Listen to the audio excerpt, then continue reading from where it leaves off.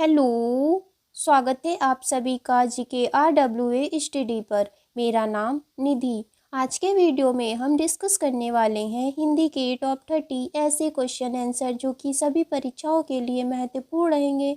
तो आप लोग वीडियो को शुरू से अंत तक ज़रूर देखिएगा और 30 में से कितने क्वेश्चन का आंसर आप सही कर पा रहे हैं अपना स्कोर हमें कमेंट बॉक्स में ज़रूर बताइएगा। तो चलिए अब हम शुरू करते हैं फर्स्ट क्वेश्चन से। पुरानी हिंदी का नामकरण किसने किया था? बताइए क्वेश्चन नंबर 1 का राइट आंसर क्या होगा? ऑप्शन डी इसका राइट आंसर है। हिंदी को पुरानी हिंदी का नाम चंद्रधर शर्मा गुलेरी जी ने दिया। इन्होंने अपभ्रंश को पुरानी हिंदी के नाम से व्याख्या किया है। कबीर की भक्ति का स्वरूप क्या है? बताइए कबीर की भक्ति का स्वरूप क्या है? निर्गुण। कबीर की भक्ति का स्वरूप निर्गुण है। जयशंकर प्रसाद का संबंध किस काव्य प्रवृत्ति से है? बताइए जयशंकर प्रसाद का संबंध किस काव्य प्रवृत्ति से है?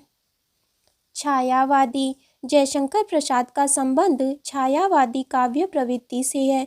वे हिंदी साहित्य के छायावादी युग के 4 प्रमुख स्तंभों में से एक हैं। डोरे डालना का क्या अर्थ है? बताइए डोरे डालना इसका क्या अर्थ है? प्रेम में फंसाना। डोरे डालना इसका अर्थ है प्रेम में फंसाना। पत्थर की लकीर होना। बताइए इसका क्या अर्थ होगा? अमीट होना।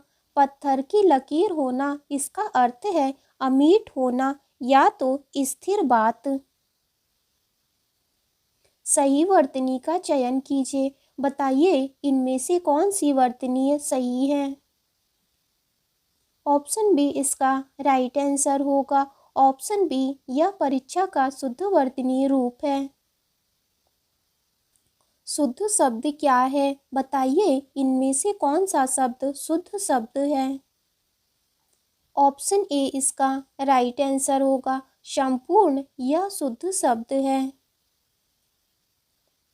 निरुत्तर शब्द का शुद्ध संधि विच्छेद क्या होगा? बताइए इसका राइट आंसर क्या है? ऑप्शन बी इसका राइट आंसर होगा। निरुत्तर का शुद्ध संधि विच्छेद है नि धन उत्तर और इसमें विसर्ग संधि है। चारु शब्द की भावनात्मक संज्ञा क्या है? बताइए चारु शब्द की भावनात्मक संज्ञा क्या होगा? ऑप्शन सी इसका राइट आंसर है। चारुता यह चारु शब्द का भावनात्मक संज्ञा है। जिन शब्दों से भावना का बोध होता है उन शब्दों को भाववाचक संज्ञा यानी कि भावनात्मक संज्ञा कहते हैं। सर्वश्रेष्ठ रस किसे माना जाता है? बताइए सर्वश्रेष्ठ रस किसे माना जाता है? श्रृंगार रस को रसराज कहा जाता है और इसे सभी रसों में सर्वश्रेष्ठ माना गया है। मनुष्यता का विपरीतार्थक शब्द क्या होगा? बताइए इसका राइट आंसर क्या है? ऑप्शन ए इसका राइट आंसर होगा। यहाँ पर आप लोग अमनुष्यता कर लीजिएगा। मनुष्यता का विपरीतार्थक शब्द है अमनुष्यता।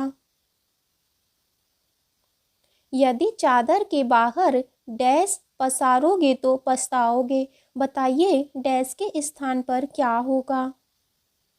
पैर। यदि चादर के बाहर पैर पसारोगे तो पछताओगे। यह कंप्लीट वर्ड है। नि धन विकार। बताइए इसका संक्षिप्त क्या होगा? ऑप्शन बी इसका राइट आंसर है। नि धन विकार यह निविकार का संधि विच्छेद है और इसमें विसर्ग संधि है। कटक का क्या अर्थ है? बताइए कटक का क्या अर्थ होगा? सेना। कटक का अर्थ है सेना। कुरुक्षेत्र को क्या कहा जाता है? बताइए कुरुक्षेत्र को क्या कहा जाता है? रण क्षेत्र। कुरुक्षेत्र को रण क्षेत्र कहा जाता है। पानी का एक अर्थ जल, निम्नलिखित में से दूसरा अर्थ को खोजिए। बताइए, पानी का एक अर्थ जल है और दूसरा अर्थ क्या होगा? सम्मान। पानी का एक अर्थ जल है और दूसरा अर्थ होगा सम्मान। रस कितने प्रकार के होते हैं? बताइए, क्वेश्चन नंबर 17 का राइट आंसर क्या होगा? ऑप्शन डी इसका राइट आंसर है। रस 9 प्रकार के होते हैं। श्रृंगार रस, हास्य रस, करुण रस, वीर रस, रौद्र रस, भयानक रस, विभत्स रस, अद्भुत रस और 9वां और आखिरी रस है शांत रस। नौग्रह में कौन सा समास है? बताइए, नौग्रह में कौन सा समास होगा? द्विगु समास। नवग्रह में द्विगु समास है और इसका समास विग्रह होगा 9 ग्रहों का समूह। देखिए, द्विगु समास में जिस समास का पूर्व पद संख्यावाचक विशेषण हो वहां पर द्विगु समास होता है। भाई बहन में कौन सा समास है? बताइए, भाई बहन में कौन सा समास होगा? द्वंद्व समास। भाई बहन में द्वंद्व समास है और इसका समास विग्रह होगा भाई और बहन। जिस समास पद के दोनों पद प्रधान हो तथा विग्रह करने पर और, एवं, या, अथवा लगता है तो वहां पर द्वंद्व समास होता है। वैशाख नंदन किसका पर्यायवाची शब्द है? बताइए, वैशाख नंदन का पर्यायवाची शब्द क्या होगा? गधा। वैशाख नंदन गधा का पर्यायवाची शब्द है और गधा के अन्य पर्यायवाची शब्द खर, चक्रीवान, धूसर और शीतला वाहन है। शार्दुल किसका पर्यायवाची शब्द है? बताइए, शार्दुल का पर्यायवाची शब्द क्या होगा? शेर। शार्दुल शेर का पर्यायवाची शब्द है और शार्दुल के अन्य पर्यायवाची शब्द सिंह, वनराज, मृगराज और केसी है। अमी का पर्यायवाची शब्द नहीं है।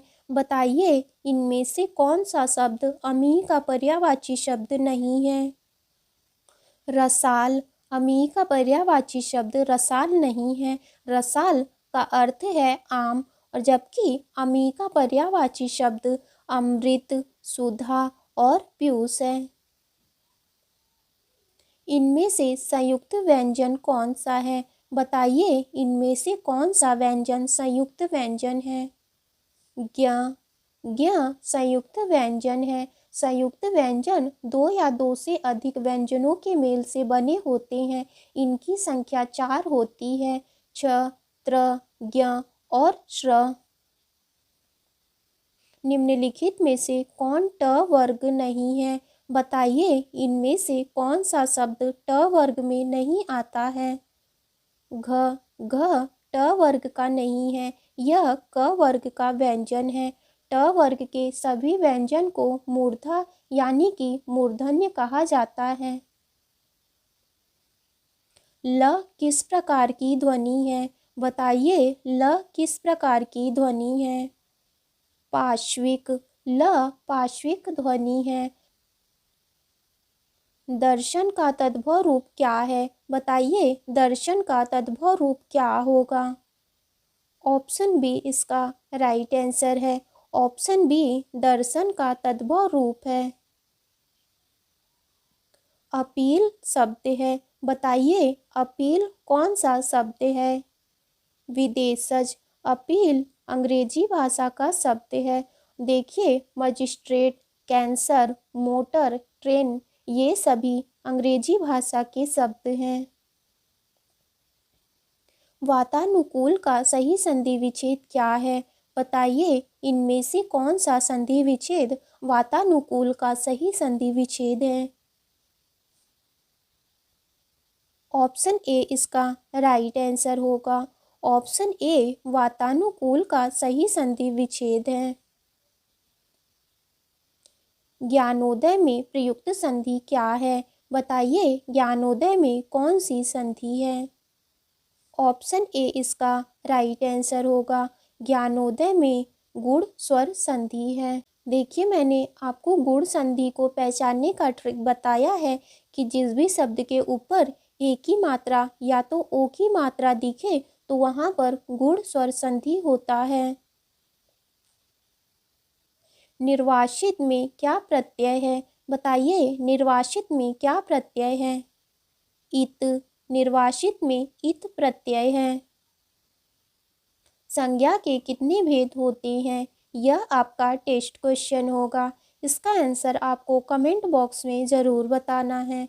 तो आज की वीडियो आपकी यहीं तक थी। वीडियो अच्छी लगी हो तो लाइक करें, शेयर करें। अगर आप चैनल पे नए हैं तो चैनल को ज़रूर सब्सक्राइब करें।